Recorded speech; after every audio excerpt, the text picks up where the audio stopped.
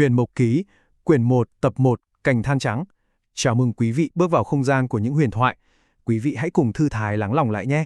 Chúng ta sẽ bắt đầu một chuyến hành trình tiến vào sâm giới, tọa lạc ở nơi tận cùng sâu thẳm trong thương vũ bao la. Quý vị biết không, đó là một thế giới vô cùng mỹ hảo và rộng lớn, nơi mà mỗi sinh mệnh tồn tại đều là thần. Một cảnh giới rực rỡ sắc màu, ngập tràn vẻ uy nghiêm và thanh bình tuyệt đối. Chắc quý vị đang tò mò sâm giới diệu kỳ đến mức nào đúng không? Ở nơi đó, vạn vật sinh sôi nảy nở, chim muông, hoa cá nhiều vô số kể. Những dòng sông, con suối hay biển hồ rộng lớn đều phân thành 7 màu sắc rực rỡ. Đỏ, cam, vàng, lục, lam, tràm, tím, màu nào cũng trong suốt và lấp lánh ánh sáng. Thậm chí, thổ nhưỡng dưới chân cũng không phải là đất đá phàm trần đâu, mà được kết tinh từ vàng, bạc và kim cương đấy. Các vị thần tiên ở đây thì vô âu vô lo.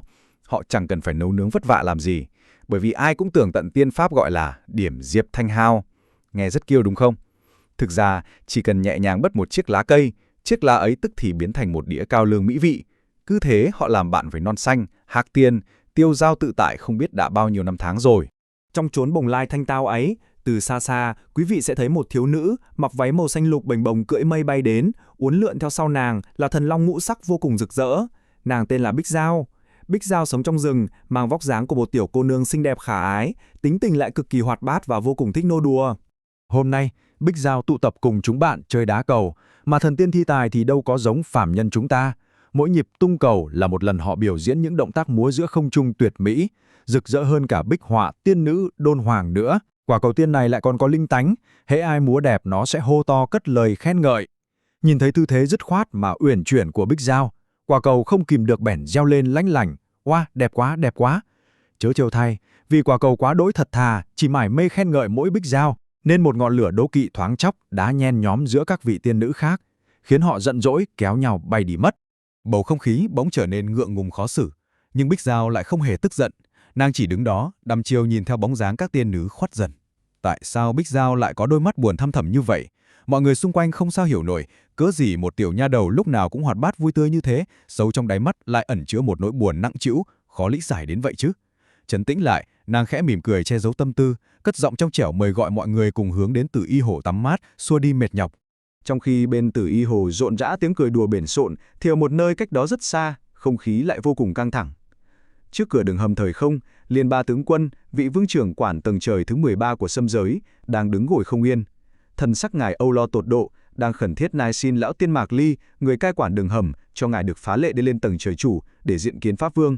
Quý vị có thắc mắc vì sao lão tiên lại gọi ngài Liên Ba là tướng quân không? Để tôi kể cho quý vị nghe. Ngược dòng thời gian về một quá khứ xa xôi vô tận, Liên Ba chính là vị đại tướng quân dũng mãnh đã kề vai sát cánh cùng pháp vương trảm yêu trừ ma, bình định toàn bộ sâm giới. Dù vinh quang hiển hách đã lui vào dĩ vãng, lão tiên già vẫn dùng danh xưng uy dũng năm xưa để gọi ngài, một tiếng tướng quân tràn chứa sự kính trọng. Nhưng phép tắc sâm giới vốn cực kỳ nghiêm ngặt, bề tôi không có lệnh triệu tập thì tuyệt đối không được tự ý lên tầng chồi chủ. Mồ hôi vã ra như tắm, Liên Ba tướng quân gào lên thảm thiết. Lão tiên ơi, đây là đại sự liên quan đến an nguy của chúng sinh sâm giới. Nghe thấu sự khẩn bách sinh tử trong giọng nói ấy, lão tiên cuối cùng cũng đành phải nhượng bộ. Chỉ đợi có thế, tướng quân vung vạn áo bào, lao mình thẳng vào đường hầm thời không. Quý vị có biết không, trong tay ngài lúc này đang nắm chặt lấy một cành cây đã cháy rụi thành một màu than trắng toát. Ra khỏi hầm, ngài lao đi như một mũi tên xé gió, hướng thẳng về nơi phát ra ánh sáng ngũ sắc. Ánh sáng ngũ sắc ấy chính là nơi Tử Y Hồ tĩnh lặng. Nước hồ màu tím thẫm, phản chiếu ánh nắng lấp lánh như một dải tinh hà vậy. Thần long ngũ sắc lúc này đang ngáp ngắn ngáp dài, thì bỗng giật mình cảm nhận luồng khí tức cuồn cuộn lao tới. Nhận ra đó là người quen Liên Ba tướng quân, bản tính tinh nghịch của rồng nhỏ lại trỗi dậy.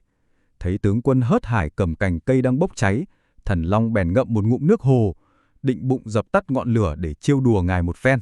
Ngay khi thần long vừa phun dòng nước ra, Liên Ba tướng quân hoàng hồn trợn trừng mắt, hét lớn một tiếng vang trời.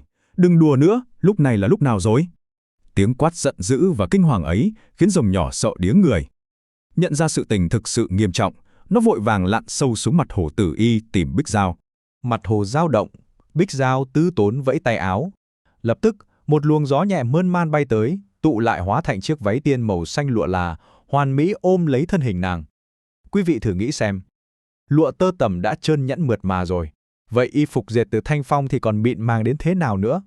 Khi chạm vào da thịt, nó tựa như có như không, hình dáng và màu sắc xoay chuyển chỉ bằng một niệm trong tâm, thực sự là phóng khoáng và tự nhiên đến mức ngôn ngữ trần gian thật khó bề diễn tả. Tiểu tiên nữ bước lên bờ, bắt gặp ánh mắt với thần sắc ngưng trọng của Liên Ba tướng quân. Không gian xung quanh dường như ngưng động lại hoàn toàn. Bầy chim, khỉ, sóc đều tò mò dòng tai nghe. Tướng quân không nói một lời, chỉ lặng lẽ chìa cành cây để cháy thành than trắng ra trước mặt nàng. Nét ung dung nhàn nhã trên gương mặt Bích Giao nháy mắt tan biến, sắc mặt nàng trắng bệch, giọng nói khẽ run lên hỏi: "Ngài phát hiện ra nó ở đâu vậy?" Tướng quân đáp: "Trong rừng dục cảnh tầng trời thứ 13. Hơi thở của Bích Giao như thắt lại. Nàng gặng hỏi tiếp: "Có bao nhiêu?" Tướng quân cúi đầu, từng chữ khó nhọc thốt ra: 13 cây. Vâng, 13 cảnh than trắng. Sự kinh hãi tột độ hiện rõ trên gương mặt tiểu cô nương. Một khoảnh khắc im lặng chết chóc bủa vây lấy Từ Y Hồ. Bất chấp tiếng xì xào thắc mắc bùng lên từ đám đông thần tiên và muôn loài xung quanh, Bích Giao không màng đáp lời. Nàng đột ngột đưa tay lên, lật tay áo vung ra một luồng pháp lực hùng bạo vô song. Chỉ trong chớp mắt, toàn bộ sinh linh vô tội vừa chứng kiến sự việc bên hồ đều bị hút gọn vào trong ống tay áo. Đoạn, nàng nhún mình cưỡi mây, bay vút lên bầu trời cao thẳm. Bên trong không gian tăm tối của chiếc tay áo, các tiên nữ lúc này hoang mang tột độ. Làm thế nào một tiểu nha đầu chưa trưởng thành lại có pháp lực lớn đến vậy? Bọn họ đều là thần cơ mà, sao nàng có thể dễ dàng thâu tóm tất cả chỉ trong nháy mắt? Hơn nữa, rõ ràng Liên Ba tướng quân đang hỏa tộc đi tìm Pháp Vương, cớ sao lại dừng bước báo tin dữ cho tiểu nha đầu này? Trừ phi, sự thật ẩn sau thân thế của nàng vượt quá sức tưởng tượng của tất cả bọn họ. Đám mây mỏng lướt qua nhanh như cắt, Bích Giao phất tay, nhẹ nhàng thả tất cả rơi xuống một thảm mây mềm mại tựa bông. Trước mắt họ lúc này là một quang cảnh uy nghi đến nghẹt thở, vương cung xâm giới. Những bức tường ngọc lưu ly trong suốt, nền nhà trải bằng mây cát tường xốp mịn, không khí ngào ngạt hương hoa sơn trà thanh khiết. Một chú sóc nhỏ ngước lên nhìn bức hoành phi, lẩm bẩm đọc Hồng Diều Chính Sâm. Đúng vậy thưa quý vị, đây chính là Hồng Diều Chính Sâm Điện, đại điện thượng triều của Đức Pháp Vương tôn kính. Giữa khoảnh khắc bàng hoàng ấy, 18 vị thần hộ pháp kim cương thần uy lẫm liệt đứng thành hai hàng chỉnh tề. Họ đồng loạt cúi đầu, giọng nói ông vang diển vang khắp đại điện, cung nghênh Pháp Vương hồi cung.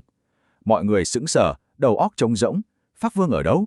Họ chỉ thấy tiểu cô nương Bích Giao chậm chậm bước lên bạo tỏa thạch anh lấp lánh, và ngay tại giây phút linh thiêng đó, thân ảnh nàng hóa thành vóc dáng uy nghiêm, quang mang rực rỡ của vị nữ vương tối cao, cai quản toàn bộ sầm giới. Sự thật đã được hé lộ, vị Pháp Vương quyền uy tột đỉnh, hóa ra bấy lâu nay vẫn luôn ẩn mình trong hình hài một tiểu nha đầu vô tư lự, để rồi phải đối mặt với nguy cơ sinh tử chưa từng có từ cành than trắng kia. Rốt cuộc bí ẩn đằng sau những cành than này là gì, và Pháp Vương sẽ đối mặt với thảm họa này ra sao? Xin mời quý vị đón nghe kỳ tiếp theo của Huyền Mục Ký. Câu chuyện quý vị vừa nghe được kể lại từ nguyên tác Huyền Mục Ký của Chánh Kiến.net. Để đọc trọn vẹn thiên truyện, xin mời quý vị ghé thăm trang chánh kiến.org.